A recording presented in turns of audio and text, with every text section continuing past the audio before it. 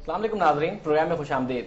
आज एक बड़ा एक्सक्लूसिव इंटरव्यू आप देख रहे हैं, टू द पॉइंट का, जिसमें बहुत सारी अंदर की बातें आपको पता चलेंगी और बहुत सारी ऐसी बातें आपको पता चलेंगी जो कि इस मुल्क की सियासत को शायद बदलने का बाइस बनी है। ये शहर कराची जिसमें मैं बैठा हूँ, इसकी सियासत के डायनामिक्स को बदलने में जिसका बड़ा अहम किरदार रहा है। सारी की सारी बातें हम करेंगे और जो शख्सियत मेरे साथ मौजूद है, किसी भी पाकिस्तानी टीवी चैनल को एक पहला एक्सक्लूसिव इंटरव्यू है उनका। आफाक अहमद साहब हमारे साथ मौजूद हैं, सरबराह महाजिर कौमी मूवमेंट हकीकी, MQM हकीकी। आफाक अहमद साहब अस्सलाम वालेकुम, बहुत शुक्रिया कि आपने अपना वक्त निकाला। सर जी, जरा सा शुरू से करते हैं और उसके बाद मैं हालिया सिचुएशन पर भी आऊंगा और साथ साथ माजी की भी बात आपसे करता जाऊंगा। MQM बनाने की जरूरत क्यों पेश आई? मैं ओरिजिनल MQM की बात कर रहा हूँ, महाजिर कौमी मूवमेंट, जब आप सब साथ थे, क्यों जरूरत पेश आई? नाइंसाफी। किसके साथ नाइंसाफी? जो महाजिर कहलाते हैं या जो उर्दू बोलने वाले लोग थे, उनके साथ जाहिर है कि डोमिसाइल और कोटा सिस्टम की बुनियाद पर नाइंसाफी हो रही थी, जिसकी वजह से पहले APMSO बनी यूनिवर्सिटी में, उसके बाद फिर वो इलाकाई सतह पर हमने आवाम में उसका काम स्टार्ट किया। तो आप अलग क्यों हुए अल्ताफ हुसैन साहब से? अल्ताफ हुसैन महाजिर लफ्ज से इनकार करने पर तुला हुआ था। उसने महाजिर कौमी मूवमेंट खत्म करके मुत्तहिदा कौमी मूवमेंट बनाई। हमारे इख्तिलाफत इसी बात पे हुए थे, बट उसके बावजूद साबित किया ना उन्होंने कि महाजिरों के लिए जितना काम मुत्तहिदा ने किया और किसी ने नहीं किया। मुत्तहिदा को जितना नुकसान, महाजिर अवाम को जितना नुकसान मुत्तहिदा ने पहुंचाया, उतना किसी ने नहीं पहुंचाया। मिसाल के तौर पर महाजिर अवाम का खासा क्या था? तालीम।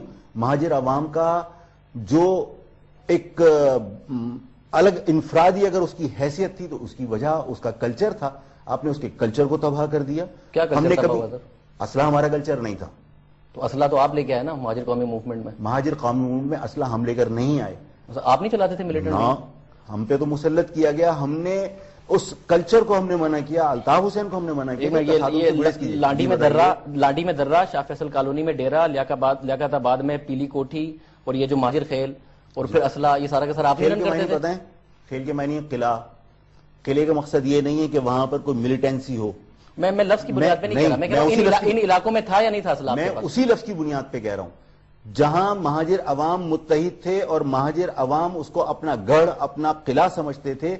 उस लफ्ज के लुग़वी मायने किले के हैं। महाजिर खेल, महाजिर किला, पूरा इलाका। लांडी जो है वो महाजिर खेल। जो इलाके मैंने बताए ये आपके अंडर नहीं थे? लांडी में दर्रा, शाह फैसल कॉलोनी में डेरा, लियाकताबाद में पीली कोठी। जिम्मेदारियां तो कहीं भी दी जा सकती हैं। हैदराबाद भी जाता था मैं, लोगों पे टॉर्चर इन एरियाज में नहीं होता था? लोगों को अगवा करके इन इलाकों में नहीं लेके जाया जाता था? 92 के अंदर हुआ। 92 से जब हमने अलहदगी इख्तियार की, उसके बाद उन्होंने जिन लोगों ने अल्ताफ हुसैन के मंशूर या अल्ताफ हुसैन के जो उन्होंने बाद में अपने गोल डिसाइड किए, उससे इख्तिलाफ किया, डिफरेंस ऑफ ओपिनियन की वजह से उन्होंने उन लोगों को टॉर्चर किया। ये 92 में हुआ। उससे पहले कभी किसी इलाके के अंदर टॉर्चर सेल नहीं था। 92 में तो खुद बेचारी मुत्तहिदा पे टॉर्चर हो रहा था। मुत्तहिदा कौमी मूवमेंट, आप तो माशाल्लाह टैंकों पर बैठ के आ रहे थे। मुत्तहिदा कौमी मूवमेंट ने उस ऑपरेशन को बाकायदा फरमाइश करके अपने महाजिर अवाम पे मुसल्लत करवाया। फरमाइश रिकॉर्ड है। यस सर, एक मिनट, फरमाइश की मुत्तहिदा ने फरमाइश की। अल्ताफ हुसैन साहब ने फरमाइश की, आप ये कह रहे हैं ना?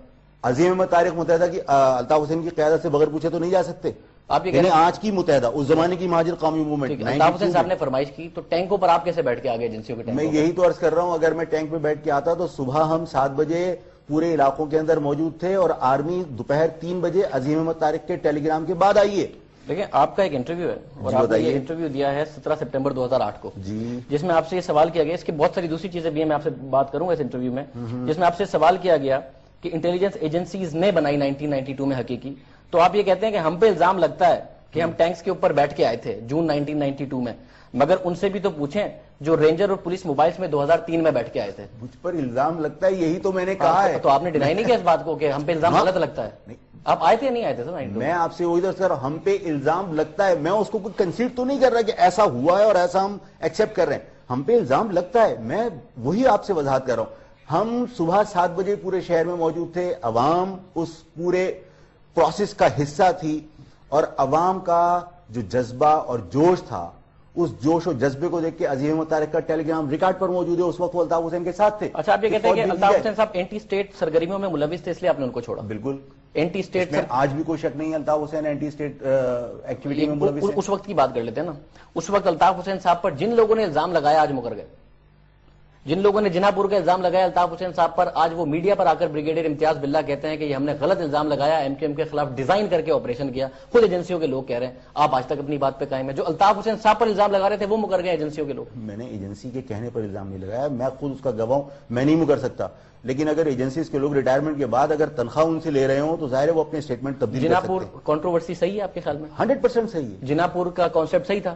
بالکل. انہوں نے ایجنسی کا بریگیڈیئر امتیاز باللہ غلط کہہ رہا ہے اور ایجنسیاں ڈینائی بھی نہیں کر رہی اس کو کہ یہ غلط تھا. ایجنسی نے کبھی کسی کے اوپر الزام ڈائریکٹ آگے لگایا بھی نہیں ہے سر. جناپور کا الزام تو لگا تھا نا متحدہ ایجنسی نے پر, کبھی نہیں لگایا. پھر کس نے لگایا تھا؟ ایجنسی نے وہ شواہد میڈیا کو دیے ہیں, گورنمنٹ کو دیے ہیں, گورنمنٹ نے الزام لگایا. کبھی ایجنسی نے ڈائریکٹ آگے کوئی پریس کانفرنس کر کے نہیں کیا. اس لیے یہ آپ توقع بھی مت کیجئے کہ اگر بریگیڈیئر کوئی اس سے ڈینائی کر رہا ہے تو ایجنسی کا کوئی آدمی اس کو آگے ڈیفینڈ کرے گا. یہ اس کا تو سر آج بھی ایجنسی آئے نا, ایویڈنس دے دیں میڈیا کو, کر دیں ریلیز کہ بریگیڈیئر امتیاز باللہ غلط کہہ رہا ہے. آج کیوں نہیں ایجنسی آگے دے دیتی؟ ایجنسی گورنمنٹ کو کیا ایویڈنس دے گی؟ گورنمنٹ کو ایویڈنس جو دیے گورنمنٹ نے اس میں کیا کیا ہے؟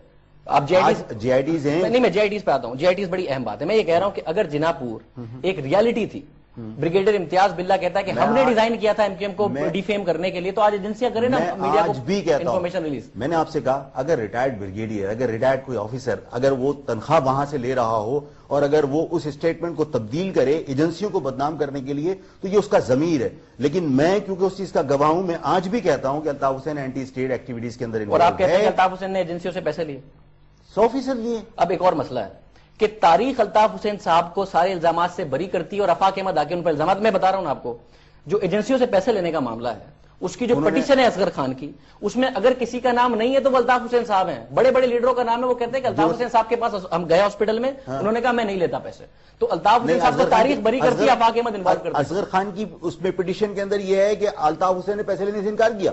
اس پٹیشن میں سارے پولیٹیشن کا ذکر ہے. نام نہیں ہے, یہ درست ہو سکتا ہے, لیکن یہ غلط ہے کہ الطاف حسین نے پیسے نہیں لیے, اس پٹیشن میں شامل ہے.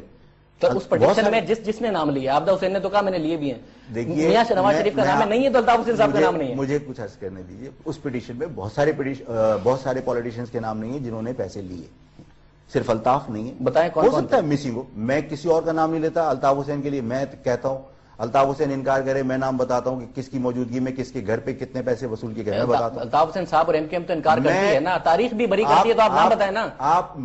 میں جو آپ سے عرض کر رہا ہوں, میں آج کہہ رہا ہوں الطاف حسین نے پیسے لیے اور کروڑوں روپے وصول کیے, میری موجودگی میں وصول کیے, اور ایجنسیوں کے کہنے ثبوت رکھیں. سر آپ کے گھر میں بیٹھا ہوں, میں آپ سے عرض کر رہا ہوں اس چیز کا. دیکھیے بات سنیں, آپ کہہ تو رہے ہیں, اب اس میں سر جی بڑا ایک بنیادی مسئلہ ہے نا, آپ کہہ تو رہے ہیں. ارے میں گواہ آپ کو دے دیتا ہوں جنہوں نے پیسے دیے اور جن کے گھر میں بیٹھ کے پیسے لیے گئے. میں کہہ دیتا ہوں تصدیق کر لیجیے. میرے انٹرویو میں دیجیے. الطاف حسین انکار کرے, میں دیتا ہوں. تو متحدہ انکار کرتی ہے, متحدہ تو یہ کہتی ہے کہ تاریخ ایبزالو کرتی ہے ہمیں, اور ہمیں تاریخ نظر آ رہی ہے. میں یہ الزام لگا رہا ہوں الطاف حسین کورٹ چلے جائے, بولے کہ آفاق جھوٹ بول رہا ہے, میں کورٹ میں شواہد پیش کرتا ہوں. الزام تو آپ سے کم ہے. میں کورٹ فیس کیا, میں نے متحدہ کے لوگوں نے بھی کورٹ اور ٹرائل فیس کیا. متحدہ کے لوگوں نے بھی کورٹ اور ٹرائل فیس کیے ہیں. میں نے الطاف حسین پہ خود الزام نہیں لگایا. آپ نے مجھ سے پوچھا کہ الطاف حسین کہتے ہیں, آپ کے پاس اس وقت ثبوت ہے؟ میرے پاس اس وقت آپ کے گھر میں ثبوت موجود ہے؟ میرے گھر میں گواہی کہاں سے لاؤں گا؟ نہیں, آپ کے پاس کوئی ڈاکیومنٹری پروف موجود ہے؟ نو. گواہ ہیں؟ نہیں. لیکن میں آپ سے عرض کر رہا ہوں کہ آپ الطاف حسین نے پیسے لیے, الطاف حسین کورٹ جائیں, میں شواہد. میں آپ کے گھر میں بیٹھا ہوا ہوں, میں اگلے 2 گھنٹے کے لیے بیٹھا ہوں, آپ گواہ بلا لیں. میں آپ سے اس طرح الزامات نہیں لگیں گے نا آفاق احمد صاحب کے. ایک نیشنل اسٹیچر کے لیڈر جس کی 25 سیٹیں ہیں, جس کی پارٹی کی وجہ سے حکومت چل رہی ہے, آپ اس پر اس طرح تو نہیں لگیں گے. آپ بلائیں لوگوں کو. میں بیٹھا ہوں آپ کے گھر میں, آپ بلائیں. میں نے آپ سے کہا, ان سے کہیے کورٹ جائیں, میں کورٹ میں پیش کرتا ہوں. میں آپ کے سامنے پیش کروں تو آپ اتنی دفعہ کورٹ میں پیش ہوئے کر دیتے, انہیں بھی پیش کیوں نہیں کیا آج تک؟ میں نے اس سلسلے میں کورٹ میں پیش نہیں ہوا. مجھے ٹرائل کیا گیا ہے. نہیں تو آپ کے جو دوست ہیں ماشاءاللہ ذوالفقار مرزا صاحب, انہوں نے 36 الزام لگائے متحدہ پہ. یہ الزام تو کبھی نہیں لگایا جو آپ لگا. الطاف حسین پہ یہ الزام بھی ذوالفقار مرزا لگا چکے ہیں, اور کہ وہ ایجنسیوں سے پیسے لیتے ہیں. پیسے لیے انہوں نے, ایسا کوئی الزام نہیں لگایا. انگلینڈ میں انہوں نے خطاب میں کہا. مرزا صاحب تو آج کل خود ایجنسیوں کو بڑا کہتے ہیں کہ جی بڑی اچھی ہیں ہماری ISI اور ہماری آرمی, اور وہ تو ان کی تعریف کرتے ہیں. آپ بتائیں شک ہے اس میں کوئی شک ہے؟ آپ بتائیں شک ہے. مجھے کوئی شک نہیں ہے. آپ کو ایجنسیوں کے اچھے ہونے پہ شک نہیں ہے؟ مجھے ایجنسیوں کے اچھا ہونے پر کوئی شک نہیں ہے. اور ٹھیک ہے, آپ نے کہا آپ کو ایجنسیوں کے اچھا ہونے پہ شک نہیں ہے؟ بالکل نہیں ہے. آپ نے کہا کہ الطاف حسین اینٹی اسٹیٹ سرگرمیوں میں ملوث ہے. ایگزیکٹلی. اور آپ نے ہی کہا یہ ایجنسی الطاف حسین کو پیسے دیتی ہیں. الطاف حسین کو پیسے دیے نا, تو ان ایجنسیوں نے اس شخص کو پیسے دیے جو اینٹی اسٹیٹ سرگرمیوں میں ملوث ہے. جس وقت انہوں نے پیسے دیے اس وقت اس کی اینٹی اسٹیٹ سرگرمیاں اگر میرے علم میں ہوتی تو یقیناً میں یہ کہہ سکتا تھا کہ میں اس کے ساتھ اس وقت نہیں ہوتا. میں اس وقت ساتھ تھا, اس وقت اس کی اینٹی اسٹیٹ سرگرمیاں ہمارے بھی علم میں نہیں تھی. ہو سکتا ہے ایجنسیوں کی بھی علم میں نہ ہو, میرا اختلاف اسی بنیاد پر تھا کہ الطاف حسین اینٹی اسٹیٹ سرگرمیوں میں ملوث ہے اور میں نے اختلاف کیا اور میں الگ ہو گیا. انہوں نے یہ اصغر خان کی پٹیشن میں سپریم کورٹ سے اپیل کیجیے آپ کو حصے دار بنائیں. میں اپیل کرتا ہوں کہ مجھے حصے دار بنائیں. میں بتاؤں گا کہ الطاف حسین نے پیسے دیے. میں آپ کے بالکل میرے پاس وہ لوگ موجود ہیں جن کی موجودگی میں وہ گھر موجود ہے. لوگ تو آپ کے ساتھی ہوں گے نا. اس طرح الطاف حسین صاحب 6 ساتھیوں کو لے آئے کہ آپ نے پتہ نہیں کس کس سے پیسے لیے ہیں. جس نے پیسے دیے ہیں اگر وہ موجود ہے, اس کے اکاؤنٹس موجود ہیں, تو پھر اس میں کوئی شک و شبہ نہیں ہے. اچھا یہ بتائیں آپ نے کتنے لوگ مروائے متحدہ کے آج تک؟ میں لوگوں کو مروانے والا نہیں, لوگوں کو بچانے کی میں نے کوششیں بہت کی. آپ نے آج تک کوئی نہیں مروایا؟ کتنے قتل کرائے؟ مطلب میں آپ سے وہی عرض کر رہا ہوں. آپ کہیں گے تو میں اس کو ایڈٹ کر دوں گا, بٹ بتا دیں کتنے لوگ مرائے. میں وہی عرض کر رہا ہوں کہ میں مروانے والوں میں سے نہیں ہوں. میں نے لوگوں کو بچانے کی کوشش کی. اچھا متحدہ نے آپ کے لوگ مروائے؟ الطاف حسین نے لوگوں کو قتل کروائے. آپ کے لوگ مروائے؟ بالکل قتل کروائے. تو اس میں مسئلہ یہ ہے کہ آپ کی پارٹی کے ماشاءاللہ عامر خان صاحب جب آپ کو چھوڑ کے جاتے ہیں تو الطاف حسین عامر خان سے معافی نہیں مانگتے. عامر معافی مانگتے ہیں الطاف حسین سے اور ان شہیدوں سے جن کے انہوں نے مارے گئے. مجھے اسی بات پر حیرت ہے اور میں نے اپنی پریس کانفرنس میں واضح طور پہ کہا کہ مجھ پر الطاف نے جو مظالم کیے میں معاف کرتا ہوں کھلے دل سے. لیکن جو انہوں نے اینٹی اسٹیٹ ایکٹیویٹیز ان کی ہیں, سر اینٹی اسٹیٹ پہ آ جاتے ہیں نا, بٹ آپ کے کارکن اگر کارکن قتل ہوئے ہیں ظاہر ہے کہ سر ایک منٹ تو معافی دو طرفہ ہوتی نا. الطاف حسین صاحب بھی معافی مانگتے ہیں عامر سے. الطاف حسین صاحب نے تو عامر سے نہیں مانگی, عامر نے الطاف حسین صاحب سے معافی مانگی. صاحب بات یہ ہے کہ عامر کو حق نہیں ہے, الطاف کو حق نہیں ہے, اس لیے کہ جس کا بیٹا قتل ہوا ہے, جس کا شوہر قتل ہوا ہے, وہ بیوی معاف کرے گی. آپ کو پتا ہے نا کہ عامر کون ہوتا ہے, آفاق احمد کون ہوتا ہے معاف کرنے والا؟ وہ میرے غلام نہیں تھے. ایک منٹ الطاف حسین صاحب نے عامر کو خود نہیں معاف, فیملیز کو بلایا جن کے شہداء تھے, اور ان فیملیز سے کہا کہ عامر کو معاف کرتے ہو تو انہوں نے معاف کیا. لیکن تو عامر نے تو نہیں کہا کہ ہماری بھی فیملیز ہیں ان کی معافی چاہیے. میں وہی آپ سے عرض کر رہا ہوں, کیا عامر نے پوچھا کہ جو لوگ قتل ہوئے اور عامر اس وقت پارٹی کا حصہ تھے, اس زمانے میں جو لوگ قتل ہوئے, کیا الطاف نے معافی مانگی؟ اہم بات یہ ہے جی کہ عامر خان نے آپ کو دھوکہ دیا یا عامر پر کچھ سچ واضح ہو گیا کہ انہوں نے آپ کو چھوڑ دیا؟ یہ عامر سے پوچھیے. نہیں, مسئلہ یہ ہے کہ یہ ایک 17 سپٹمبر 2008 کا ایک انٹرویو ہے آپ کا, جی بتائیے, جس میں آپ اپنے ساتھ تعریف کرتے ہیں عامر کی.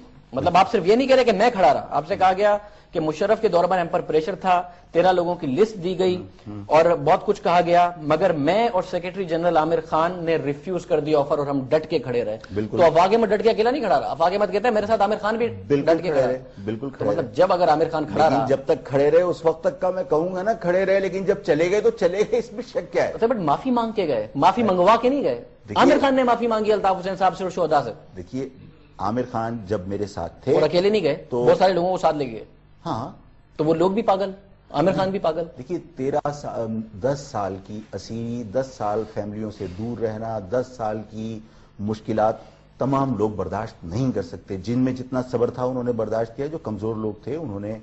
جب عامر کمزور ہو گئے 2008 میں مشرف کی بات نہیں سنی انہوں نے. جب تک وہ مضبوط تھے, میں نے کہا کہ 2008 میں ان کے جو پلس پوائنٹ ہیں اس کو کبھی میں نے ان کے ساتھ ان اختلاف کی بنیاد پر کبھی زیادتی کرنا میں پسند نہیں کروں گا. عامر نے اسٹینڈ کیا, جب بلا کر ہم سے کہا گیا کہ آپ ملک چھوڑ دیجئے, عامر نے میرے ساتھ اسٹینڈ کیا. عامر نے کہا کہ نہیں, ہم ساتھیوں کو یا ملک کو چھوڑنا نہیں چاہتے, وہاں اسٹینڈ کیا اس نے. اسیری میرے ساتھ کاٹی, اس وقت بھی انہوں نے اسٹینڈ کیا. لیکن چند سال کے بعد اگر وہ کمزور پڑے ہیں تو ظاہر ہے جب تک اس نے اسٹینڈ کیا میں اس کی تعریف کروں گا. یہ معاملہ مضبوط اور کمزور ہونے کا ہے یا یہ معاملہ صحیح اور غلط ہونے کا ہے؟ کہ آپ کہہ رہے ہیں کہ وہ مضبوط تھا پھر کمزور پڑ گیا, یا یہ معاملہ یہ ہے کہ وہ پہلے غلط تھا اور اس نے اپنی تصحیح کر لی؟ معاملہ کیا ہے؟ پہلے غلط تھا اور اب تصحیح کر لی. ہاں, یا پہلے مضبوط تھا. آپ تو یہ کہہ رہے ہیں, آپ کا آرگومنٹ ہے کہ پہلے مضبوط تھا پھر کمزور پڑ گیا. آرگومنٹ دوسرا بھی ہو سکتا ہے نا کہ پہلے غلط تھا اپنی تصحیح کر لی. یہی بات اگر آپ لوگوں سے پوچھئے کہ یا عام آدمی اگر یہی بات اپنے ذہن میں لے کر آئے کہ ایک شخص اگر اپنی غلطی کو ریئلائز کرنے کے لیے 20 سال اس کو درکار ہیں, تو کہیں ایسا تو نہیں کہ 20 سال کے بعد پھر دوبارہ اس کو یہ جو فیصلہ ہے یہ غلط نظر آنے لگے. اتنا غیر مستقل مزاج آدمی اور اتنا کمزور آدمی کہ اس کو کوئی فیصلہ کرنے میں 20 سال لگے.